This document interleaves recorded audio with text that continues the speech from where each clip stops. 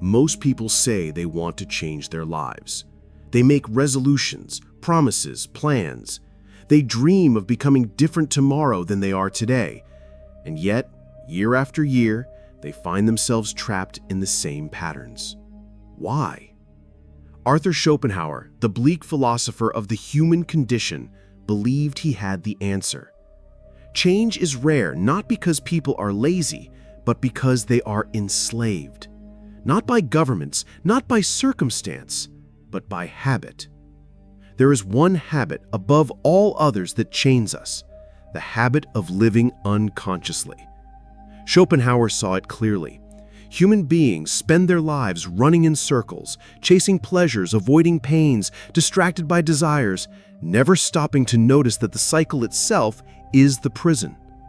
They live on autopilot, repeating the same mistakes, pursuing the same illusions, expecting happiness to appear just around the corner. But happiness never comes. Only repetition, only habit. This is the trap Schopenhauer exposes. If you want to change your life, you cannot simply add new goals on top of old patterns. You must break the habit of unconscious living itself. Schopenhauer wrote that life swings like a pendulum between pain and boredom. We suffer when we lack what we desire, and we grow restless once we obtain it. Then we desire something new, and the cycle begins again. This pendulum is not just philosophy. It is the architecture of habit. We wake up, we crave comfort, we seek distractions. We escape boredom with entertainment. We endure discomfort only to chase another brief pleasure. And all of this happens without reflection. The habit is not just what we do, but how we exist. Reacting rather than acting. Consuming rather than creating. Chasing rather than choosing. Schopenhauer insisted that this cycle is not a series of accidents.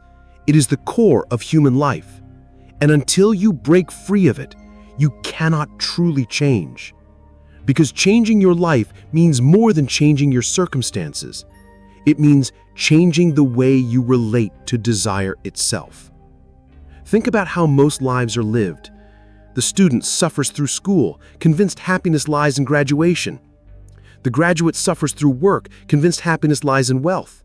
The wealthy suffer through emptiness, convinced happiness lies in status or distraction. At every stage, the mind says, not yet, but soon.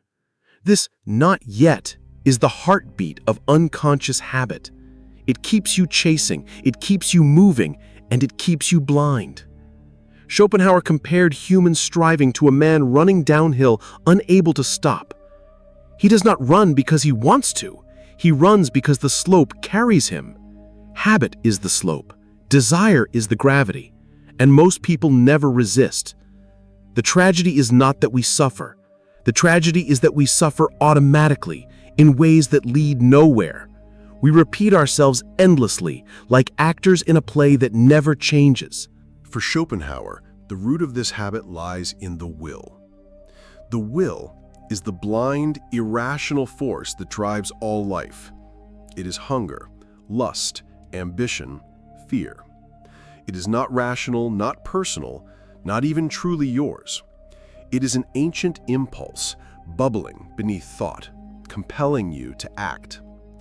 And because the will never rests, your habits never rest. You think you are choosing, but in reality you are being pulled. You believe you are changing, but in reality you are circling the same track. This is why Schopenhauer believed most attempts at self-improvement fail. People try to fight surface-level habits, overeating, procrastinating, distraction, without realizing the deeper habit is being enslaved to will itself. Until you confront that, nothing changes. You may rearrange your life, but you will not transform it. The scariest thing about habit is not how visible it is, but how invisible. We rarely notice the ways we are repeating ourselves. We rarely stop to ask, why am I doing this? What force is pushing me? Whose script am I following? Most people are too busy reacting to ask these questions. They work because they must. They spend because they must. They consume because they must. They move like sleepwalkers, never realizing they are dreaming. Schopenhauer argued that true freedom begins the moment you see the chains. Until then, you may believe you are free, but you are only moving within the cage of habit. To change your life, you must break the deepest habit of all, the habit of living unconsciously. This does not mean rejecting all desires or living without needs. It means refusing to live automatically. It means noticing the pendulum swing and choosing not to follow it blindly. It means asking, do I really want this, or am I chasing it because I am restless? Am I repeating this pattern because it serves me or because I'm afraid of change? What would it mean to stop reacting and start creating? This act of questioning breaks the cycle. It interrupts the habit. It turns unconscious existence into conscious life. Schopenhauer believed this awareness was the beginning of wisdom. Without it, you remain a slave to will. With it, you begin the long and painful work of freedom. The will is subtle. It does not appear with chains in its hands. It whispers. It seduces. It convinces you that what you do is natural, inevitable, even good. That's how the deepest habit, unconscious living, hides from you. It disguises itself as ordinary life. Think of how many actions you take without thinking. Reaching for your phone the second you wake, scrolling endlessly as minutes disappear, reacting with irritation to tiny inconveniences, buying things you don't need, eating when you're not hungry, speaking words you don't mean. These are not choices, they are reflexes. And reflexes are simply habits grown so deep you forget they exist. Schopenhauer insisted that the will is blind. It does not care for truth, for reason, for meaning. It only drives you forward, endlessly, toward the next desire. And every unconscious habit you build is a thread in the web of that will. The more you repeat, the stronger the web becomes, until one day you find yourself unable to move. This is the tragedy of habit. It builds walls while convincing you that you are walking free. Why do we cling to these unconscious patterns? Because repetition feels safe. The familiar always seduces us. Even when the familiar makes us miserable, it carries the strange comfort of predictability. Schopenhauer saw this as the essence of suffering, the human tendency to prefer routine agony over the terrifying freedom of real change. The prisoner who fears release more than confinement. Think about the person who remains in a toxic relationship not because it brings joy, but because loneliness is more frightening than pain. Or the worker who stays in a soul-crushing job, not because it fulfills him, but because the unknown future is unbearable. These are not isolated examples. They are the logic of habit itself.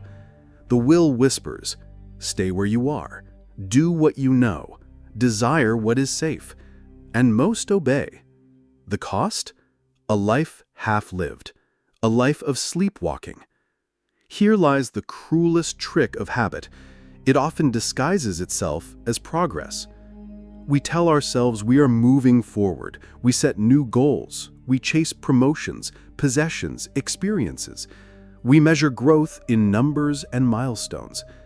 But Schopenhauer would ask, forward to what? What do you hope to find at the end of this endless motion? If your striving is unconscious, if it comes from the same old habit of chasing desire after desire, then no matter how far you run, you remain in the same circle. Imagine a hamster running in a wheel. From inside, it feels like speed, like motion, like effort. From outside, it is stillness. The wheel spins, the hamster stays in place. That is how most people live. They call it progress. Schopenhauer called it delusion. Until you break the habit, there is no true change, only movement inside a cage. Habits often hide behind distractions. The endless noise of modern life makes it easy to mistake activity for living. You feel restless, so you open your phone. You feel anxious, so you binge entertainment. You feel empty, so you shop. Each action dulls the discomfort for a moment, but it never addresses its cause. Schopenhauer believed this was inevitable. The will is restless by nature, and boredom is its greatest enemy. That is why humans drown themselves in distractions, not because they truly enjoy them, but because they cannot bear silence. This is the deepest evidence of unconscious habit, the fear of being alone with oneself, the desperate need to be occupied, to be stimulated, to be distracted. Until you face that silence, you will never break free. So what exactly is the habit Schopenhauer believed must be broken? It is not smoking, or procrastination, or overeating.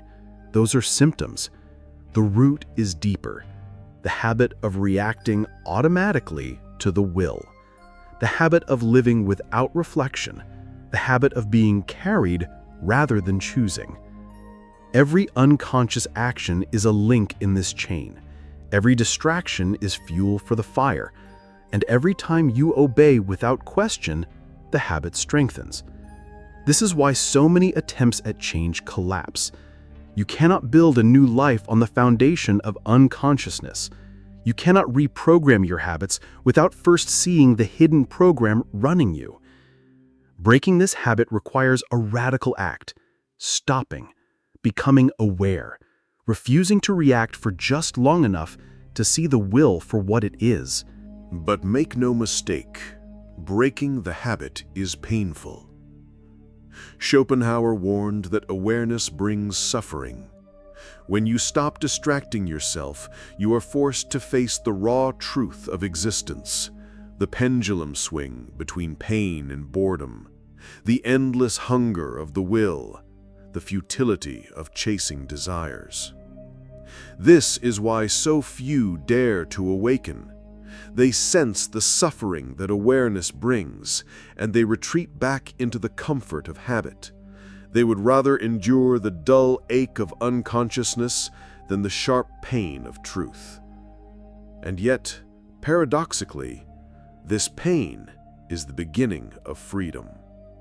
To feel the weight of the habit is to step outside of it. To see the wheel is to realize you have been running inside it.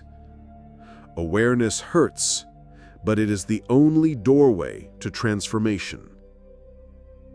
Schopenhauer admired those rare individuals who could resist the will, even in small ways. To him, this was the highest form of strength, the courage to say no. No to distractions, no to automatic reactions, no to the endless cycle of chasing. Each refusal weakens the habit.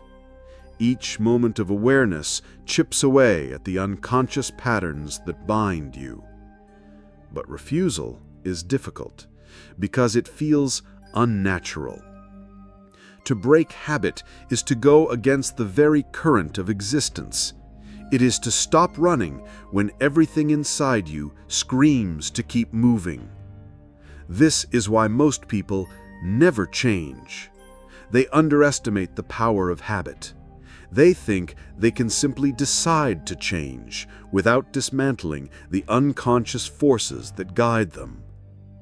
But Schopenhauer saw clearly, unless you break the deepest habit, all change is temporary. What does freedom look like then? Schopenhauer's answer was bleak, but also liberating. True freedom does not mean satisfying every desire. It does not mean endless happiness. It means detaching from the will, loosening its grip, weakening its control. This does not require total renunciation, though Schopenhauer admired ascetics who withdrew from the world. For most, it simply requires awareness, consciousness, reflection, the ability to pause before acting, to ask why before obeying, to notice the chain before pulling it tighter. Freedom begins the moment you realize you are not your habits. You are the awareness that sees them. The truth is harsh. You cannot escape the will entirely. It is the root of life itself, and Schopenhauer believed it pulses through every fiber of existence. But you can loosen its grip. You can weaken the habit of obeying blindly. You can stop being its slave. The first step is awareness, to notice yourself repeating patterns, to hear the whisper of the will behind your impulses, to catch yourself reaching automatically for comfort or distraction. The act of noticing is already a rebellion. Most people never notice. They live and die without a moment of clarity. If you begin to see, you have already begun to break free. The second step is restraint. Not grand gestures, not vows of total denial, but small refusals. You do not eat simply because you are restless. You do not scroll because you are bored. You do not chase the next achievement because society tells you to. Each time you resist, even for a moment, you create distance between yourself and the will. That distance is freedom. The third step is reflection. Schopenhauer believed philosophy was not a luxury, but a survival skill. To reflect is to examine the hidden currents that move you. It is to ask uncomfortable questions. Why do I want what I want? Who benefits from my habits? How much of my life is my own, and how much is repetition? Reflection is painful because it shatters illusions, but only shattered illusions can reveal the truth. This is why Schopenhauer admired art, music, and philosophy. For him, these were escapes from the will, moments when we rise above the compulsion to chase, to consume, to react. In the presence of beauty or truth, we forget ourselves, if only briefly. In forgetting ourselves, we forget the will, and in that forgetting, we find freedom. But awareness, restraint, and reflection alone are not enough unless they are repeated. The paradox is that to break the habit of unconsciousness, you must build the habit of consciousness. Every day, you must practice noticing, resisting, reflecting. Freedom is not one grand act. It is the slow erosion of chains, link by link, through deliberate living. Schopenhauer knew how difficult this was. He did not flatter humanity with false hope. Most people, he believed, would remain chained forever because the effort of awakening was too great. But for the few who dared, the reward was immense. They did not escape suffering entirely, no one does, but they transformed their relationship to it. They ceased being victims of habit. They became masters of themselves. Imagine what this means in practice. Instead of rushing to fill silence, you sit with it. Instead of chasing endless desires, you choose carefully. Instead of distracting yourself from discomfort, you face it and understand it. Slowly, the pendulum loses its power. The swing between pain and boredom becomes less violent. You discover that freedom is found not in endless pleasure, but in independence from compulsion. This is the freedom Schopenhauer offered, not a life without suffering, but a life no longer ruled by unconscious habit. A life where you act rather than react, choose rather than chase, live rather than sleepwalk. And so the challenge remains. Will you continue as you are, repeating patterns, obeying desires, comforting yourself with distractions, telling yourself tomorrow will be different? Or will you break the habit, the deepest habit, the habit of living unconsciously? You cannot change your life until you do. You can change jobs, partners, cities, appearances. You can chase goals, collect achievements, gather possessions. But if the habit remains, nothing changes. You remain the same actor, repeating the same script, waiting for a freedom that never comes. Schopenhauer's words cut like a blade. Life will not change until you break this. The habit of unconscious living is the prison. To see it is painful, but blindness is worse. To resist it is hard, but obedience is slavery. The choice is not easy, but it is clear. Change begins the moment you awaken. Change begins the moment you refuse. Change begins the moment you break the habit. And when you do, you will finally understand what Schopenhauer meant, that true strength is not in chasing life, but in mastering the will that drives it.